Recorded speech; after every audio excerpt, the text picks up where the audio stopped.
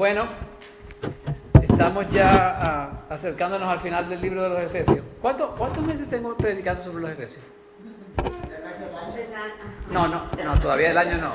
Todavía el año no. 8 meses. Sí. Y todavía estoy viendo si voy a predicar un elemento a la vez o los voy a combinar. No sé todavía porque, quiero empezar otra serie, pero vamos a ver. Ok, entonces seguimos en el capítulo 6 de Efesios y hoy nos vamos a enfocar en los versículos del 10 al 13. Y el tema de hoy es cómo nos preparamos para la batalla. ¿Cómo nos preparamos para la batalla? Yo no sé si usted se acuerda de el Marine Corps, ¿ok? Los Marines. Ellos se preparan de una manera bien fuerte. De hecho, dicen que el bootcamp más fuerte que existe es el de los Marines. Ellos tienen varias etapas para prepararse. Tienen la primera fase es la recepción. Esta fase incluye la documentación inicial, la entrega de equipo estándar como un cubo y un rifle y una prueba de fuerza inicial. Esa es la primera etapa. La segunda etapa es el entrenamiento físico. A lo largo de las fases, los reclutas se someten a un riguroso entrenamiento físico que incluye la prueba de actitud física o PFT y la prueba de actitud para el combate, el CFT. Luego viene la instrucción académica, donde los reclutas aprenden habilidades de combate como puntería, manejo de armas y supervivencia en combate acuático. De hecho, hay algo interesante. Creo que los Marines son los únicos de las Fuerzas Armadas de los Estados Unidos que pueden estar bajo el agua por 3 minutos. Increíble. O sea, el entrenamiento es bien fuerte. Y por último está el crisol, que es lo que es un desafío, un evento bien desafiante de 54 horas que pone a prueba la resistencia física y mental de los reclutas, requiriéndoles superar obstáculos y trabajar en equipo. Si ellos no pasan ese crisol, no se pueden graduar de Marines. Entonces, en Efesios 6, vemos otro tipo de... Eso es lo que ellos tienen que hacer para completar... cada Marine tiene que completar eso para poder llegar a ser parte del Marine Corps y ir a la batalla, si hay una batalla. Entonces, en Efesios 6 vemos una batalla, pero esto es una batalla espiritual. ¿Ok? Esto es una batalla espiritual. Y lo puse cómo nos preparamos para la batalla, porque ahí el apóstol Pablo nos enseña por lo menos 3 cosas. ¿Cómo nos preparamos para la batalla? Bueno, nos preparamos para la batalla conociendo de dónde viene nuestro poder. Conociendo de dónde viene, pues, fíjense en el 10. Dice la palabra, por lo demás, fortaleceos ¿en quién? En el Señor y en el poder de su fuerza. El poder viene de Cristo. El poder viene de Cristo. No viene de Cristo. Viene de Cristo y de nadie más.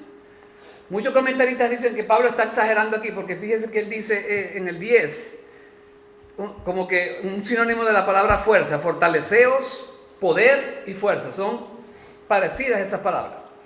Yo creo que Pablo quería asegurarse de que nosotros entendiéramos que esa fuerza provenía de Dios. ¿Ok? ¿Amén? Esa palabra fortaleceos en realidad es sé fortalecido. En otras palabras, que hay alguien que está ejerciendo esa fuerza sobre nosotros. ¿Quién es? El Señor. El Señor. Es el Señor. Nada más y nada menos. Los verdaderos hombres y mujeres de Dios de las Escrituras estaban seguros que su fuerza espiritual venía de Dios. Y les voy a dar varios ejemplos. David, por ejemplo. 1 Samuel 36, capítulo 30, versículo 6 dice, y David estaba muy angustiado porque la gente hablaba de apedrearlo, pues todo el pueblo estaba amargado, cada uno a causa de sus hijos y de sus hijas. Mas David se fortaleció en el Señor su Dios. Entonces, ¿en quién nos fortalecemos? ¿Nos fortalecemos en nosotros? En el Señor su Dios. El mismo Pablo, en Filipenses 13, ¿qué dice? 4:13. Todo lo puedo en Cristo que me fortalece. El poder viene de Dios. Pablo otra vez en 2 de Timoteo 4:17 dice, pero el Señor estuvo conmigo y me fortaleció, a fin de que por mí se cumpliera cabalmente la proclamación del mensaje y que todos los gentiles oyeran, y fui librado de la boca del león. Amén. Josué 1:9. No te lo he ordenado yo, sé fuerte y sé valiente, no temas ni te acobardes, ¿porque qué? Porque el Señor tu Dios estará contigo donde quiera que tú vayas. Amén. ¿De dónde viene su fuerza? Del Señor. David otra vez en el Salmo 23:4 dice, aunque pase por el valle de sombra de muerte, no temeré mal alguno, porque tú estás conmigo, tu vara y tu cayado me infunden aliento. Amén. Mire, y esa palabra callado ahí en el Salmo era como que un pedazo de palo bien largo, que la idea era que cuando una oveja se caía en el fondo de un hueco o algo, él agarraba el vallado y lo agarraba y sacaba a la oveja del hueco. Eso es lo que quiere decir David allí. Y el Señor, ¿cuántas veces nos sacas de los huecos? Un montón, ¿verdad? Ok. Entonces, ya sabemos dónde viene nuestro poder, ¿verdad? Ok. Yo no sé si usted conoce Martin Lloyd Jones, un predicador de hace muchos años. Él enumeró varias cosas en las cuales nosotros los cristianos desperdiciamos nuestras fuerzas. Y se las voy son 12. Comprometerse con demasiadas obras o cosas espirituales. ¿Cuántos creen que a veces nos comprometemos mucho? ¿Que no tenemos tiempo para nada? Lo otro es demasiada conversación. No sé si ustedes me han escuchado. Tú hablas mucho, pero haces menos, haces poco. ¿Lo han escuchado alguna vez? Discusiones, debates y disputas. Pereza. La quinta es demasiado tiempo en malas compañías. Está bueno eso, ¿verdad? Amor al dinero y a la carrera profesional.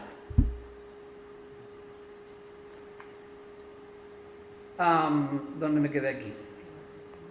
Deseo de respetabilidad e imagen. Un yugo desigual con un incrédulo. Estamos perdiendo la fuerza. Y estamos en contra de la palabra. Entretenimiento impío. Una actitud incorrecta hacia la palabra de Dios o la duda sobre ella. Esto es interesante aquí porque cuánta gente no se ha caído de la gracia porque, por ejemplo, le voy a poner un ejemplo. John MacArthur, por cierto, ore por él porque está en sus últimos días. Es un hombre que ha explicado ha predicado la palabra por más de 50 años. Y él una vez en un mensaje dijo cuando yo me gradué y le impartieron las manos para bendecirlo para el ministerio, 2 de esas personas dejaron el evangelio por completo, al tiempo, pues. Entonces, por eso que es interesante ahí, una actitud incorrecta hacia la palabra de Dios o la duda sobre ella. ¿Cuántos pastores nos han dicho que la escritura, algunas partes de ellas son ciertas, otras son puro cuento? Pero Pablo nos dice que toda la escritura es inspirada por Dios. Amén. Entonces, interesante eso. Y lo otro, así termina Martin Lloyd con esto. Dice, tenemos que andar con mucho cuidado con estos asuntos, o sea, con lo que les dije anteriormente. No debemos caer en extremos, pero debemos estar alerta y, por supuesto, siempre podemos saber, examinándonos a nosotros mismos, si nuestras fuerzas están aumentando o están disminuyendo. Ahora, ¿cómo sabemos eso? ¿Están aumentando? Si nuestros ojos están en que la fuerza proviene del Señor, ¿sí o no? Y están disminuyendo, porque entonces el foco no está en el Señor. ¿Amén? Ok. Entonces, ¿cómo nos preparamos para la batalla? Conociendo de dónde realmente proviene nuestro poder. No proviene de nosotros, proviene de Dios. Lo segundo que tenemos que conocer a nuestro enemigo. Fíjense en el 11a y 12. Dice, revestidos con toda la armadura de Dios para que podáis estar firmes contra las insidias del diablo. Ahí está.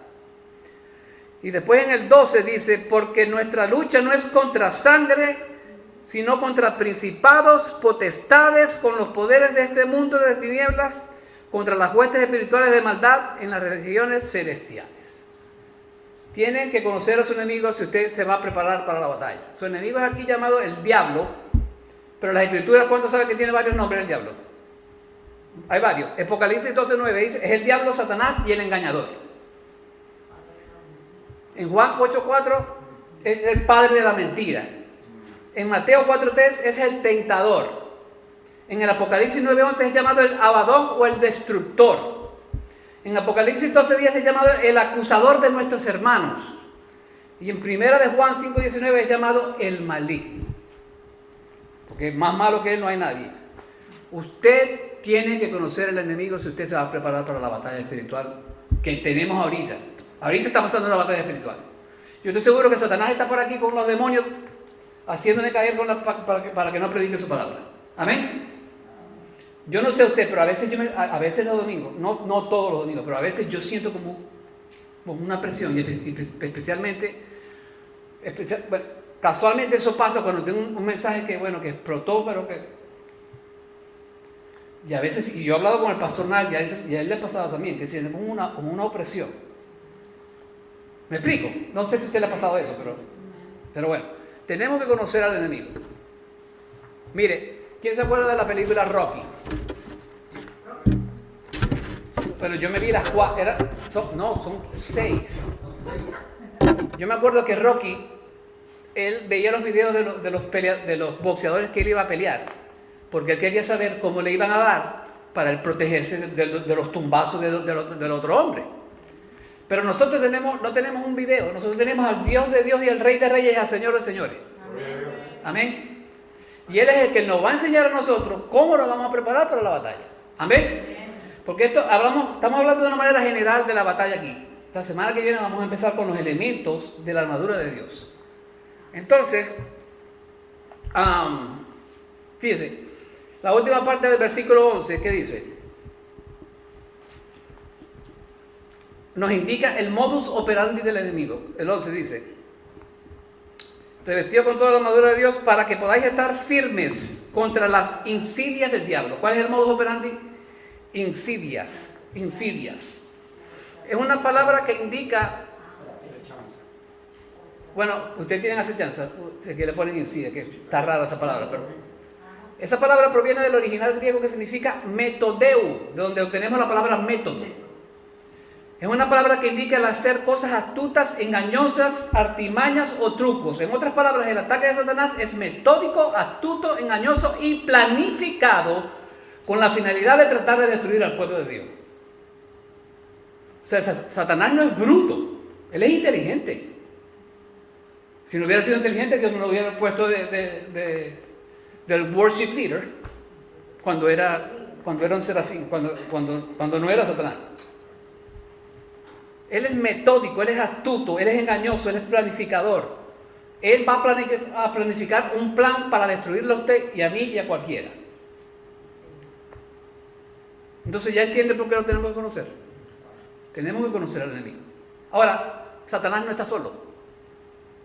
Él tiene secuaces. Y yo lo llamo que él tiene una jerarquía demónica. Observe que la palabra contra se utiliza antes de la mención de cada categoría. Vamos a leerlo ahí en el 12. Dice, porque nuestra lucha no es contra sangre ni carne, sino contra principados, contra potestades, contra los poderes de este mundo, contra este mundo de tinieblas, contra las huestes espirituales de maldad en las regiones celestiales.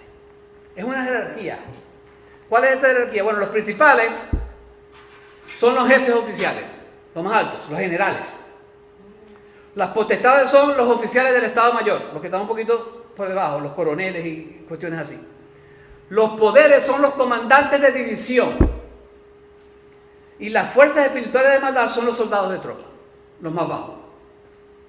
Entonces Satanás tiene un ejército extremadamente preparado. ¿No cree usted que usted se tiene que preparar también? Mire, John Phillips, que es un comentarista, nos explica que Pablo es muy meticuloso en describir esta sección. Al enemigo, perdón. Dice, Nuestros enemigos no son personas, ya vimos que no son personas, son huestes espirituales. Debemos ver más allá de las personas. Satanás puede usar a las personas para perseguirnos, mentirnos, hacernos trampa, hacernos daño o incluso matarnos. Pero un enemigo real se esconde en las sombras del mundo invisible, moviendo a las personas como peones en el tablero de ajedrez del tiempo. Mientras veamos a las personas como enemigos y luchemos contra ellos, gastaremos nuestra fuerza en vano. Porque no es la persona, es los demonios y Satanás que están detrás de esa persona que nos está haciendo daño. Ahora, yo escribí aquí un pensamiento. ¿Quién sabe si en algún momento de su vida compartió con personas que estaban controladas por fuerzas demoníacas y por su gracia y su protección Dios las apartó de su vida? Amén. ¿Quién sabe? Familias, ¿Quién sabe?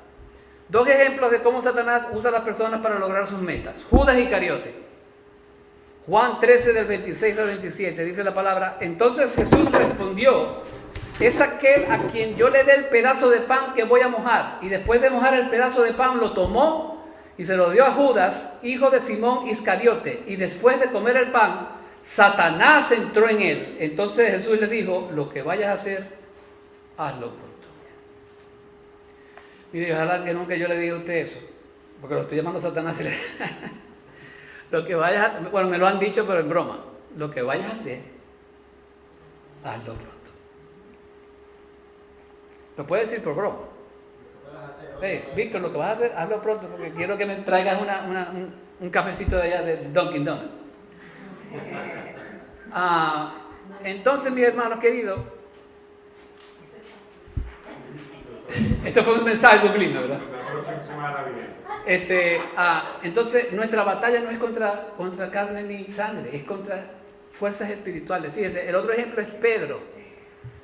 Pedro, Mateo 16, del 22 al 23. Tomando aparte a Jesús, Pedro lo reprendió.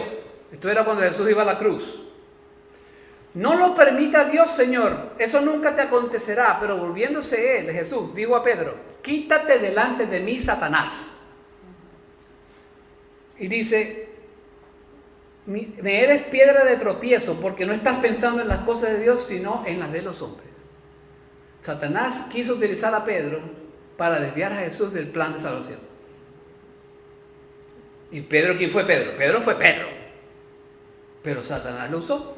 De hecho, antes de eso, Dios le dijo a Pedro: Satanás me ha pedido para que te zarandee. Y eso, esa era lo que estaba pasando. O sea, Jesús permitió que Satanás zarandeara a Pedro. ¿Y quién fue Pedro? Un increíble hombre de Dios. Amén. Entonces, tenemos que conocer a nuestro enemigo. Lo tenemos que conocer. Amén. Lo otro es que para prepararnos para la batalla es que tenemos que conocer nuestro armamento. 11b dice la palabra, la segunda parte del 11 dice: para que podáis estar firmes con las insidias del diablo, porque nuestra lucha no es contra sangre ni con... Perdón, en el 13. Por tanto, tomad toda la armadura de Dios para que podáis resistir en el día malo y, habiéndolo hecho todo, estar firmes. En el 11, decir: revestíos con toda la armadura de Dios. Esas son las dos partes, 11a y 13. Esta palabra armadura es mencionada solo una vez más en el Nuevo Testamento, y fue por el Señor Jesús. ¿En dónde? Fue en Lucas 11, 21 al 22. Dice: cuando el hombre fuerte, amado, guarda su palacio en paz, está lo que posee. Pero cuando viene otro más fuerte que él y lo vence, le quita todas sus armas. Esa palabra arma ahí es armadura, la misma que está utilizando Pablo aquí. Dice: le quita todas sus armas en que confiaba y reparte el botín. En el Antiguo Testamento es el Señor el que viste la armadura, pero ahora Él decide compartirlas con nosotros los creyentes. Fíjense, en Isaías 59, 17 dice: pues de justicia se vistió como de una coraza, ese es el Señor, con yelmo de salvación en su cabeza, tomó ropas de venganza por vestidura y se cubrió de celo como de manto. En el Antiguo Testamento el Señor usaba la armadura, ahora la comparte con nosotros para que nosotros vistamos la armadura de Dios. Amén. Y la idea es que la utilicemos y no la dejemos jamás. ¿Ok? Que la utilicemos y no la dejemos jamás. Póngase la armadura de Dios, vístase de la armadura de Dios, revestidos de la armadura de Dios. Eso es lo que significa, póngasela. Es como ponerse a Cristo. Ahora, la armadura de Dios van a ser 6 elementos. Y ahí vemos cómo voy a hacer. Porque hacer uno por semana son 6, no sé, vamos a ver. El cinturón de la verdad, la coraza de justicia, el calzado del evangelio, el escudo de la fe, el yelmo de la salvación y la espada del Espíritu. Pero hay algo interesante allí, que muchos creen que debieran ser parte de la armadura. Después de eso viene la oración. Pero eso no es parte de la armadura, pero así es como termina Pablo. Cuando termina de hablar de los elementos, él termina yo le voy a decir, con oración, pero estoy buscando el versículo aquí. Es el 18. Con toda oración. Muchos creen que eso debiera ser parte del armamento. Armamento no, la oración es la oración. O sea, estamos llamados a orarle al Señor. Amén. Ok. Entonces, esto me recuerda algo en Mateo 4, cuando el Señor estaba siendo tentado, ¿se acuerdan? A cada tentación, Satanás, ¿qué le dijo? Jesús le dijo, escrito está. ¿Por qué les digo esto? Porque de los 6 elementos, 5 son defensivos y 1 es ofensivo. 5 son ofensivos y 1 solo es defensivo. Mire, aquellas personas que andan reprendiendo al diablo, déjese de eso. Porque la cuestión es, escrito está. Usted no tiene que reprender cuando el diablo le esté tirando flechitas, usted le dice, escrito está, porque eso fue lo que le dijo el Señor. No, que te voy a dar todas las cosas de la tierra. Y el Señor le decía, escrito está. Y no me voy a ir al capítulo 4 de Mateo, porque no es parte de esto, pero cuando usted tiene alguna situación en su vida y usted quiere defenderse de Satanás, usted le dice, escrito está. Porque usted no es más poderoso que Satanás. El que está dentro de usted es el que es más poderoso que Satanás. Amén. Entonces, si usted viene a montarle guerra a Satanás, el que le monta guerra a Satanás es Dios. Miren, en el libro de Judas, cuando Satanás y el ángel Miguel estaban peleando por el cuerpo de Moisés, ¿qué pasó allí? Dios te reprenda, le dijo el ángel. Y se fue. No, hay gente que se quiere agarrar uno a uno en combate con Satanás. No puede. El Señor, ¿qué dice el Señor? El Señor resiste al diablo. El Señor le dice, métele un flechazo, o resístelo. ¿Cómo usted resiste al diablo? Bueno, usted, si tiene una tentación con una mujer, lárguese de ahí. Amén. Si le va a gritar a alguien, lárguese y cálmese. Si le va a meter un puño a alguien, en estos días me estaban contando algo y yo no lo pude creer. El hermano se fue. Porque se queda y le mete un puñetazo al que era. Eso es resistir al diablo. Amén. Entonces, escrito está. Ahora, ¿cómo vamos a entender nuestra palabra? ¿Cuándo vamos a entender que nuestra palabra es nuestra arma? ¿Cuándo? Esa es nuestra arma, esa es nuestra única arma. Cuando Satanás te quiera molestar otra vez, ¿qué le vas a decir? Escrito está. Por eso es que tenemos que saber la Biblia, ¿verdad que sí? Sí, amén. Porque a veces no vamos a tener la Biblia a mano. Bueno, vamos a tener el teléfono, pero a veces esos teléfonos son más... Bueno. Ahora, este pasaje podemos ver 2 beneficios que produce el vestirnos de la armadura de Dios. 2 cosas. Nos vestimos de la armadura de Dios para estar firmes. Ahí lo dice Pablo en el 6. Estar firme significa mantener una posición de guardia o permanecer firme en una posición crítica en el campo de batalla. Aquí le voy a dar un tip. El soldado romano en sus zapatos tenían como una especie de clavos que ellos los enterraban en el campo de batalla para que no se pudieran mover. Y le pegaban y ellos estaban enterrados ahí y no se podían mover. Por eso que Pablo está diciendo estar firmes. Porque tenemos que estar firmes para que podamos, con la coraza de justicia, darle guerra a los dardos del enemigo. Y les quiero predicar de la armadura ahorita, pero ese no es el punto ahorita. Me quiero adelantar a algo. Es muy... ¿Ok? Es un lenguaje de guerra.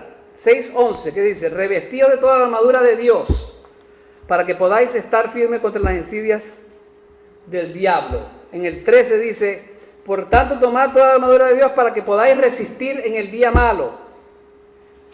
Y en el 14 dice, estad pues firmes, ceñida vuestra cintura con la verdad, revestido con la coraza de justicia. Es un lenguaje de guerra. En tal estado el espíritu no se apaga ni se contrista y fortalece al creyente obediente para que se mantenga firme. Para que se mantenga firme. La mejor arma que tenemos en la guerra no es solamente lo que le decimos al diablo, sino cómo vivimos la vida en Cristo. Esa es nuestra defensa. Obedecer y rendirse y someterse a la voluntad de Cristo es tu mejor arma. Obedecer, rendirse y someterse a la voluntad de Cristo es tu mejor arma. ¿Y cómo hacemos eso? A través de la palabra. A través de la palabra. Debemos vivir conscientes de que así como Dios te ama y tiene un plan maravilloso para tu vida, también es cierto que Satanás te odia y tiene un plan horrendo para tu vida. Tenemos un enemigo que solo desea el mal para nosotros. Él es malo, el maligno. Mantenerse firme significa mantener un puesto de vigilancia o una posición crítica en el campo de batalla bajo el ataque del enemigo. Eso es mantenerse firme.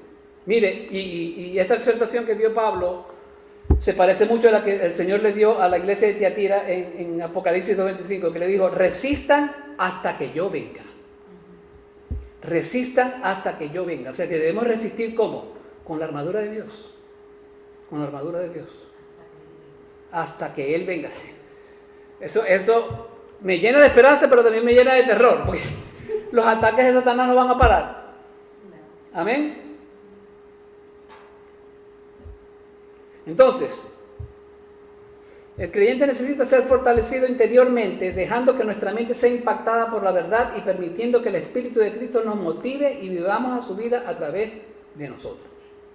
Mantente firme, permanece en tu palabra, obedécela, arrepiéntete de tus pecados y vuelve a tu primer amor.